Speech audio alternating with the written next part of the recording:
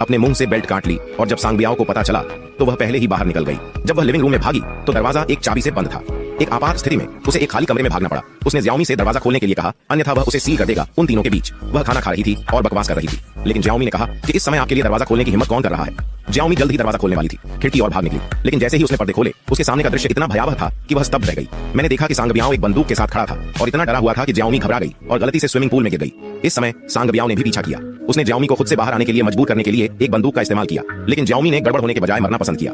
वयस्क मानव सेंटीपीड ने आत्महत्या करने के लिए पानी में गोता लगाने का फैसला किया, लेकिन 10 सेकंड के भीतर वह मदद नहीं कर सका, लेकिन सामने आया। इस समय उसे उम्मीद थी कि दूसरा पक्ष उसे सीधे मार देगा। मंग बियाओ ने ज्याओमी को बताया कि उसके भागने के कारण ऑपरेशन में देरी हुई और उसने उसे बीच में ही सिलने का फैसला किया। समय आने पर मुंह और बट दोनों को पीड़ा होगी ताकि वे दोहरी यातना सहन कर सकें। फिर वे ज्याओमी को बाहर निकालने के लिए इलेक्ट्रिक रोलर शटर खोलते हैं। इस समय आकाश में गड़गड़ाहट होती है और घर में बिजली गुल हो जाती है, इसलिए ज्याओमी को केवल निरीक्षण के लिए नीचे रखा जा सकता है। किनारे पर ज्याओ मेई ने रेंगने का अवसर लिया, लेकिन जैसे